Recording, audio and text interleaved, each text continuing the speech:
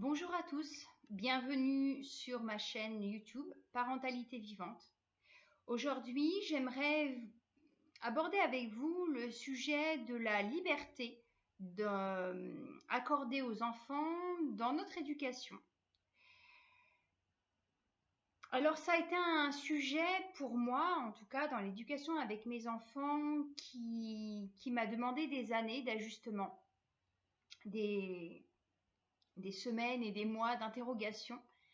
Et finalement, aujourd'hui, je pense avoir plus ou moins trouvé un équilibre. Alors, c'est toujours en travail, bien évidemment.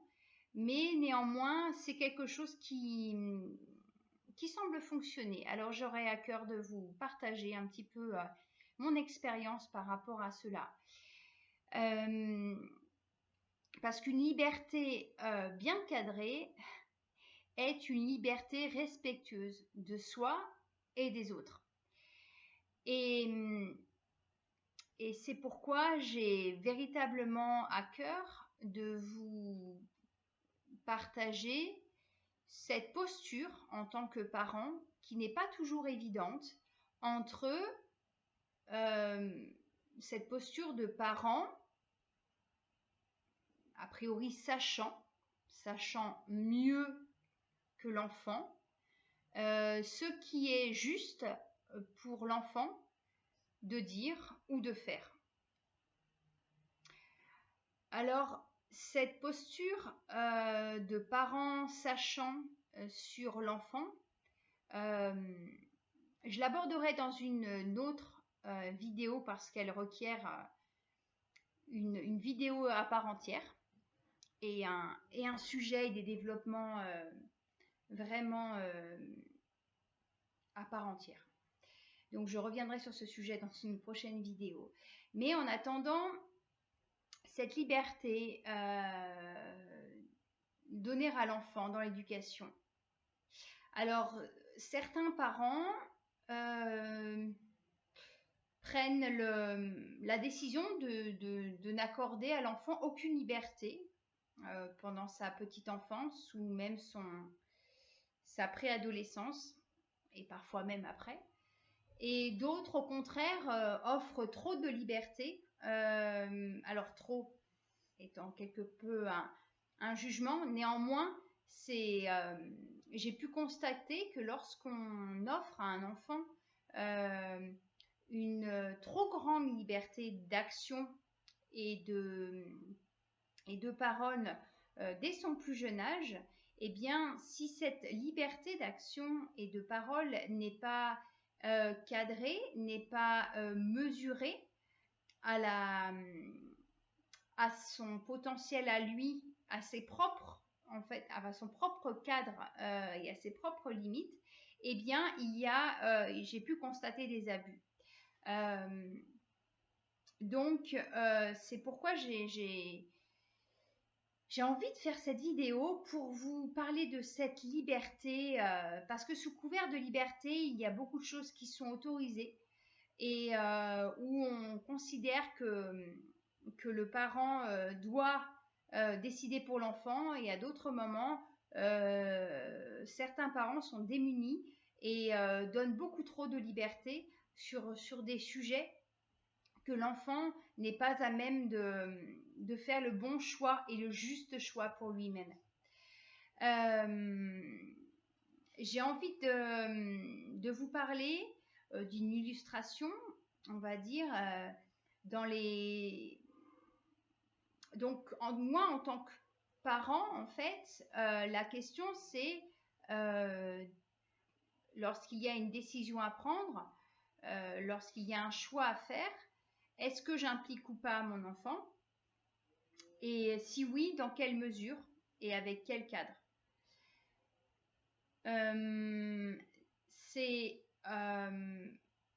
une question très importante parce qu'elle va nous mener à parler également de la responsabilisation chez l'enfant. Alors, je dirais que d'une part, la liberté, elle va se gagner. C'est une façon de parler, évidemment. Dans le sens où, eh bien, je vous propose que la liberté offerte à l'enfant puisse se moduler en fonction de sa maturité personnelle, en fonction de sa responsabilisation de l'impact de ses pensées, de ses paroles et de ses actions sur lui et sur la famille et sur les autres en général. C'est-à-dire que moi, en tant que parent, si je vois que mon enfant, dans un de ses besoins fondamentaux, alors là, je suis plutôt chez les tout petits, ne se respecte pas lui-même. Je donne un exemple basique. Il veut sortir par moins 15 dehors, sans manteau. Eh bien, entre guillemets, je pourrais avoir ce dialogue intérieur de me dire, après tout, c'est son expérimentation, il va aller dehors, il va se rendre compte qu'il fait froid, il va rentrer. Ou alors, il va me demander à mettre un manteau. Ou bien, il y a la posture du parent qui va dire, non, c'est hors de question que tu sortes par moins 15 dehors sans manteau. Et il y a le parent qui va inviter l'enfant à mettre un manteau parce que selon lui et selon sa perception, il risque d'avoir froid parce qu'il fait froid dehors, voilà.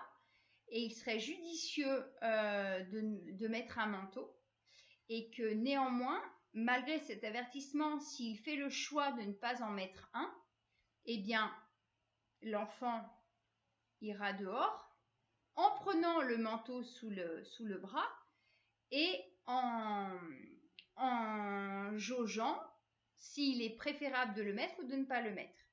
Et ensuite, moi, en tant que parent, j'estime que si je vois que mon enfant a froid malgré ce qu'il me dise l'inverse, eh bien, j'ai ce rôle auprès de lui de prendre le manteau et de le lui mettre, en fait. Voilà, parce que la liberté, elle ne doit pas être synonyme d'anarchie, en vérité. Parce que là, l'enfant ne prend pas soin de lui et ça veut dire qu'il n'est pas encore suffisamment responsable et suffisamment conscient de son propre besoin. D'accord ? Et donc, au fur et à mesure que votre enfant va grandir, va mûrir, vous allez pouvoir petit à petit offrir une liberté plus grande dans ses décisions, dans ses choix à poser pour sa vie en tant qu'être, et toujours être là en garde-fou en tant qu'accompagnateur dans votre posture de parent pour l'aider à décider, pour le responsabiliser. Alors, pour le responsabiliser, ça, j'ai véritablement à cœur de vous en parler également, la responsabilisation dans l'éducation, ce que j'appelle, moi, une éducation responsabilisante, qui est, pour moi, essentielle et primordiale à offrir à nos enfants aujourd'hui, parce que c'est une valeur crucial selon moi qui permet à chacun d'entre nous et à nos enfants, par contre-coup, d'être véritablement conscient de ses pensées, de ses paroles, de ses actions, en étant toujours au fait et au clair avec l'idée que chacune de nos pensées, de nos paroles, de nos actions ont un impact sur nous, sur l'autre et sur notre environnement de manière plus globale. Je dirais, c'est bien de ne pas prendre la voiture pour aller faire ses courses, mais pour moi aujourd'hui, c'est beaucoup plus important en termes d'écologie intérieure de mesurer l'impact de notre empreinte énergétique sur le monde dans lequel nous évoluons. Et il est primordial pour nos enfants qu'ils puissent s'offrir un monde dans lequel chacun est à sa place, à sa juste place. Chacun est responsable de ses pensées, est responsable de ses paroles et de ses actions. Et accompagner nos enfants dans leur propre auto-réalisation et auto-responsabilisation est un cadeau inestimable qu'on peut leur faire. Donc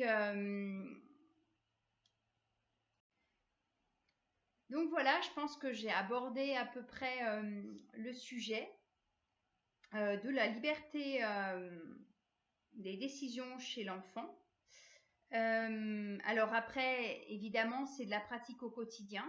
Donc, et chaque contexte et chaque situation est bien différente. Je vous invite à commenter, à me poser éventuellement des questions, soit sous cette vidéo, soit par mail. parentalité.vivante39@gmail.com et vous pouvez me retrouver également sur mon site www.parentalité-vivante.com. Voilà, et bien à bientôt dans une prochaine vidéo.